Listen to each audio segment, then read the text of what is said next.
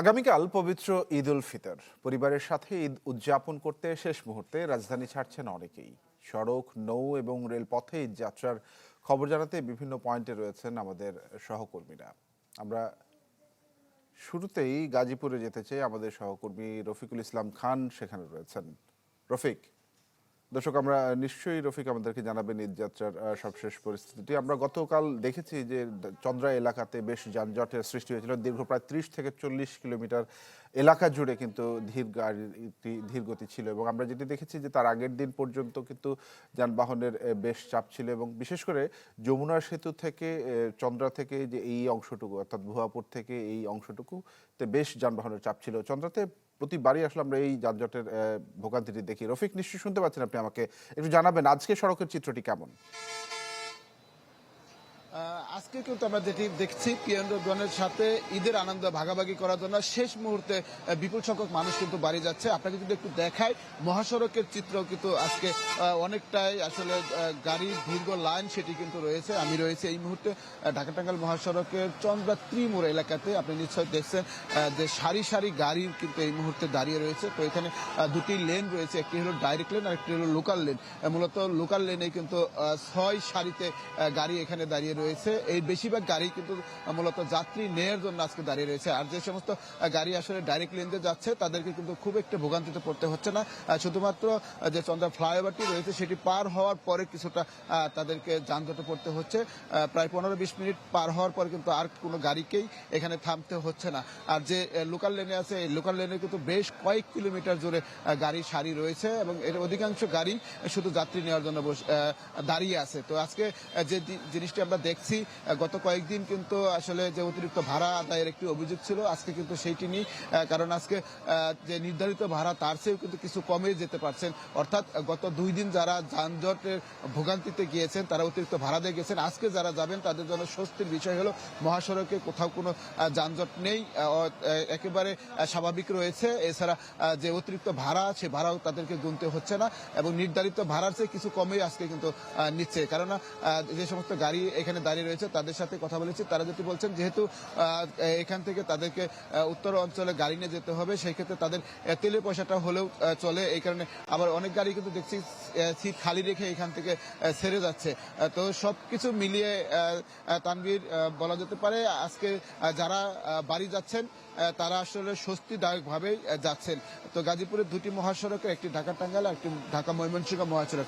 ময়মনসিংহ মহাসড়ক কিন্তু একেবারে স্বাভাবিক গতিতে যানবাহন চলাচল করছে, এবং আজকে যারা বাড়ি যাচ্ছেন সেই সড়ক দিয়ে কিন্তু স্বস্তিদায়কভাবে যাত্রা করতে পারছেন। এই ছিল এখান থেকে সর্বশেষ খবর। রফিক, আরেকটি বিষয় একটু যদি জানতে চাই আপনার কাছে, যে সড়কে আইন শৃঙ্খলা বাহিনীর সদস্যদের উপস্থিতিটি কেমন? অনেক সময় দেখা যায় কি যানবাহনগুলো আসলে এলোপাতাড়িভাবে রাখবার কারণেও বা যাত্রীর আশায় বসে থাকবার কারণেও কিন্তু যানজটের শিকার হয়। সেই ব্যবস্থাটি আসলে তারা কিভাবে দূর করছেন, বা আইন শৃঙ্খলা বাহিনীর তৎপরতা সেই বিষয়ে আপনি দেখছেন কিনা? পুলিশের পক্ষ থেকে আমাদের জানানো হয়েছে চন্দ্রামুরকে কেন্দ্র করে 220 জন করে 3 শিফটে 660 জন আইনশৃঙ্খলা বাহিনীর সদস্য চন্দ্রামুরে নিয়োজিত রয়েছে, যাতে করে বড় ধরনের কোনো যানজটের সৃষ্টি নয়। এবং এই 660 জন যে সদস্য রয়েছে তাদেরকে মনিটরিং করছেন একজন ডিআইজির নেতৃত্বে। এখানে কিন্তু 24 ঘন্টায় মনিটরিং করা হচ্ছে, যাতে করে চন্দ্রামোড়ে বড় ধরনের কোনো যানজটের সৃষ্টি হয়। গেল 2 দিন যে যানজট ছিল সেটি কিন্তু গতকাল বিকেল 4টা থেকে স্বাভাবিক হয়েছে, এবং এই স্বাভাবিক গতিতে এখন পর্যন্ত যানবাহন চলাচল করছে। তো পুলিশের পক্ষ থেকে জানানো হচ্ছে আজকেও কিন্তু মহাসড়কে তাদের সদস্যরা কাজ করছেন যানজট এড়িয়ে, যাতে বড় ধরনের কোনো যানজট না হয় এবং যানজট এড়িয়ে যেতে পারে সবাই। এই ছিল সর্বশেষ।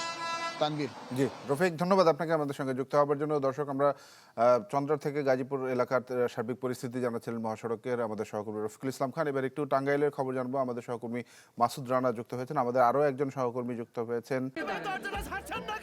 আমি কি কিছু ধরেছি নাকি? আপুটা আপনাকে চেক আউট করছে, জাস্ট কুল থাকুন। তিনিও জানাবেন মহাসড়কের পরিস্থিতি। তিনি মুন্সিগঞ্জ থেকে শুভ ঘোষ আমার সঙ্গে যুক্ত হয়েছেন। আমরা শুরুতে এবারে একটু মাসুদ আপনার কাছে জানতে চাইব কি অবস্থা সড়কের, যাত্রীরা নির্বিঘ্নে এখন পর্যন্ত তাদের গন্তব্যে যেতে পারছেন কিনা, কি অবস্থা জানাবেন?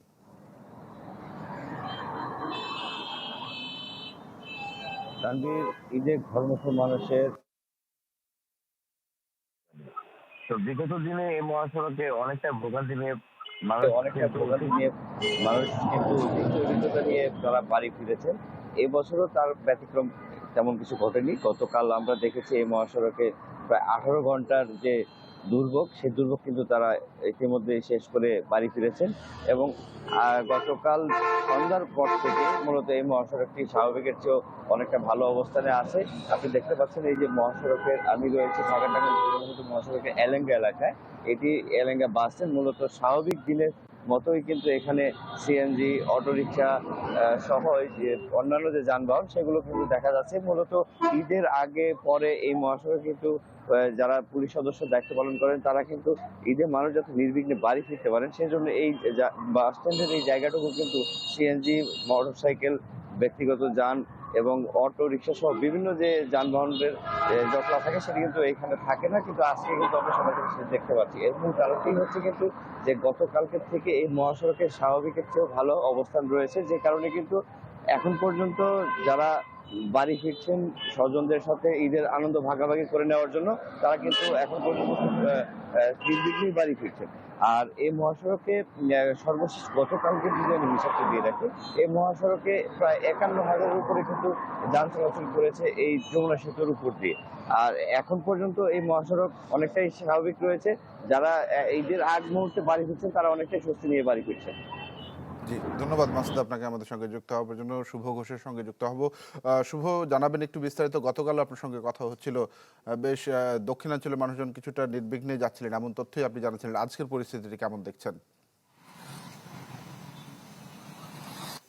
তানভীর, ঈদের ছুটির চতুর্থ দিনে আজকে যারা শেষ মুহূর্তে নিরে ফিরছেন, আপন নিরে ফেরা মানুষে কিন্তু বলা যায় একেবারে স্বস্তিতে ফিরতে পেরেছেন। গতকালকে বা গত কয়েকদিনে আমরা দেখেছি যে টোল প্লাজাতে যানবাহনের একটি সারি তৈরি হতো। আজকে কিন্তু ফাঁকা টোল প্লাজা দাঁড়িয়ে আছে যানবাহনের অপেক্ষায়। কিছুক্ষণ পরপর এখানে কিছু যানবাহন আসছে, সেগুলো কিন্তু টোল দিয়ে মুহূর্তের মধ্যেই চলে যাচ্ছে। আপনাকে যদি একটু জানিয়ে রাখি, গতকালকে অর্থাৎ গত 24 ঘন্টায় কিন্তু গতকাল রাত 12টা পর্যন্ত পদ্মা সেতুতে 39,280টি যানবাহন পারাপার হয়েছে। এতে করে কিন্তু সেতুতে প্রায় 4,44,21,000 টাকা টোল আদায় হয়েছে। অর্থাৎ ঈদের ছুটির গত 3 দিনে কিন্তু পদ্মা সেতুতে প্রায় 13 কোটি টাকার বেশি টোল আদায় করেছে সেতু কর্তৃপক্ষ, এবং যানবাহন পারাপার হয়েছে কিন্তু প্রায় 1 লক্ষেরও বেশি। এই যে বিপুল সংখ্যক যানবাহন পারাপার হয়েছে, এতে করে কিন্তু বোঝা যায় যে কর্মব্যস্ত নগরীর রাজধানী ছেড়ে কিন্তু মেঠো পথের টানে, শেকড়ের টানে ফিরেছে কয়েক লক্ষ মানুষ। এবার ঈদ যাত্রায় কিন্তু অতীতের তুলনায় তেমন কোনো ভোগান্তির দৃশ্যই এখানে দেখা যায়নি। সড়কে এই গেল কয়েকদিন এবং গতকাল রাত পর্যন্ত সর্বশেষ সড়কে কিন্তু যানবাহনের যে উপস্থিতি সেটি চোখে পড়ার মতো ছিল। তবে টোল আদায়ে ধীর গতি না থাকায় কিন্তু আসলে এখানে এসে দীর্ঘক্ষণ যানবাহনকে অপেক্ষা করতে হয়নি। সব ধরনের যানবাহন কিন্তু নির্বিঘ্নে পারাপার হয়ে গেছে। আজকে ভোরের পর থেকে আমরা দেখেছি বেলা যত বাড়ছে যাত্রীবাহী বাসের থেমে থেমে একটা ভিড় দেখা যাচ্ছে, আসছে আবার টোল দিয়ে কিন্তু চলে যাচ্ছে। তো এমন পরিস্থিতিতে বলা যায় যে পদ্মা পাড়ে কিন্তু এক ধরনের স্বস্তির একটি সুবাতাস বইছে।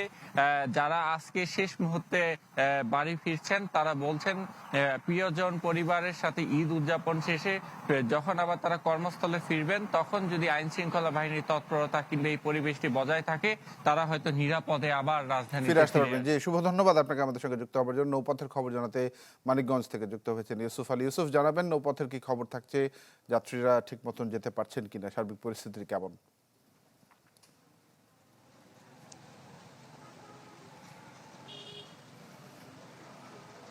তানভীর, পাটুরিয়া ঘাটের আজকের চিত্র একদম স্বাভাবিক।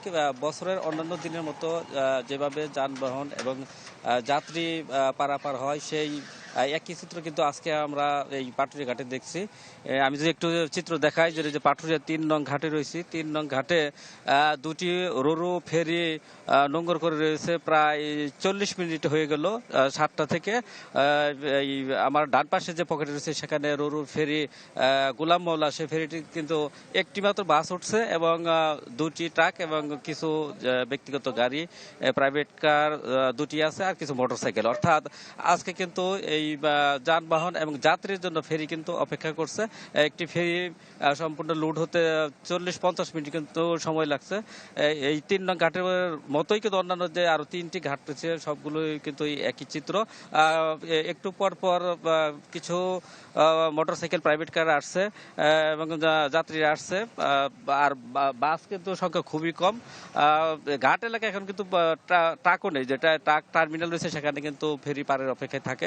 এবং ঈদের আগের 3 দিন এবং পরের 3 দিন যে ট্রাক পারাপার বন্ধ থাকে, বাস না থাকলে তখন কিন্তু ট্রাক পারাপার করা হয়। কিন্তু টার্মিনালও আজকে কোনো ট্রাক নেই, অর্থাৎ ঘাটের অবস্থা একদম স্বাভাবিক রয়েছে। কোনো ভোগান্তি বা কোনো দুর্ভোগের কোনো চিত্র কিন্তু নেই। তানভীর।